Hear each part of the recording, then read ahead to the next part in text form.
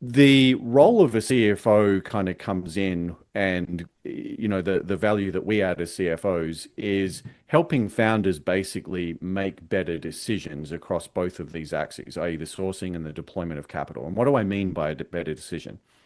So let me give you an example. When I go through my onboarding process with a new client, one of the things I do is like, tell me about your priorities. What's going on at the moment? What are the things that you're working on, or what do you want to do this year? And I commonly get a list of maybe 20 to 30 different things that they'll rattle off. It could be, hey, we want to release this product or launch on TikTok shop, or, hire this person, whatever.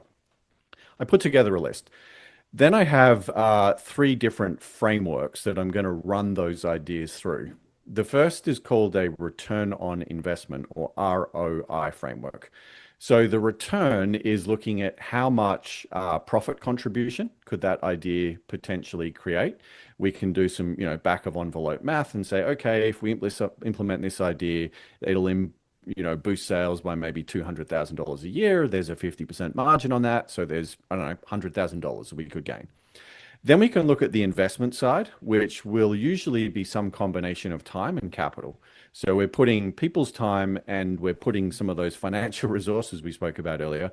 We might have to invest that because we might need to hire an agency, or we might need to hire an extra team member, or we might need a software to pursue this initiative. So when we have these kind of return and investment numbers, we can start to kind of compare the two. And obviously, a more attractive opportunity is one where there is a high potential for return relative to a low amount of investment. That would mean that we have a high ROI.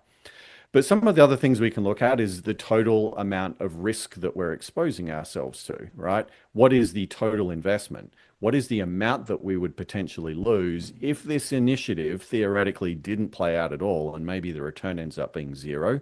How much have we lost? Okay.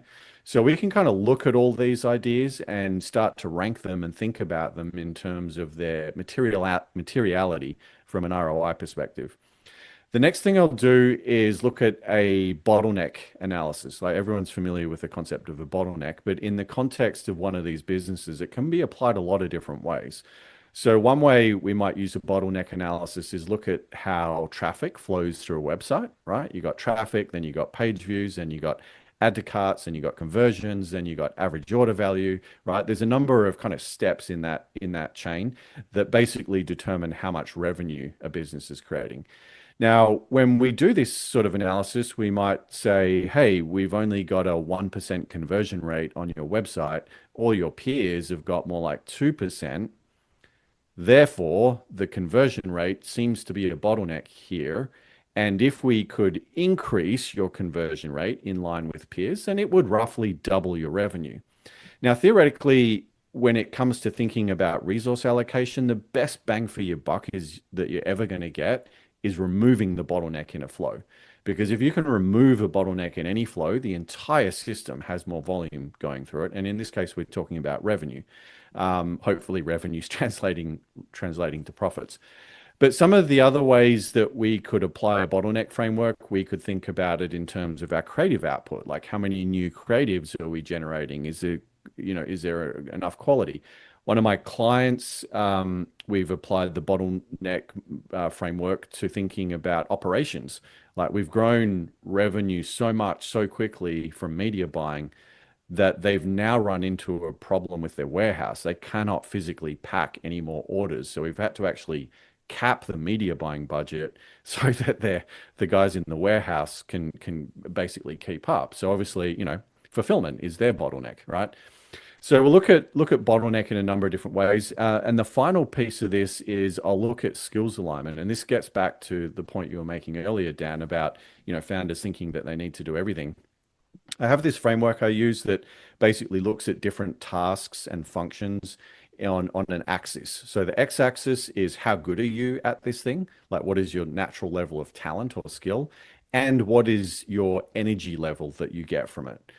So you can imagine kind of four quadrants here. The most desirable quadrant, which would be, I actually put it in the top right, we call the zone of genius. So these are tasks that you're good at and they give you a lot of energy. You ideally want to spend time in your zone of genius. But there's another quadrant, which is stuff that you're not good at and it drains your energy. That's the danger zone. And we try to avoid giving you tasks or projects that, lie down there.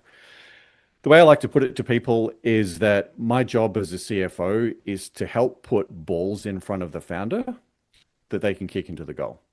Oh, I like that. It doesn't serve anyone if I put a 30-pound bowling ball in front of you and tell you to kick it 200 yards.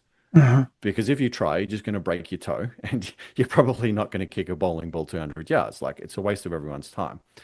I need to put projects in front of my founders that them and their team are actually going to be able to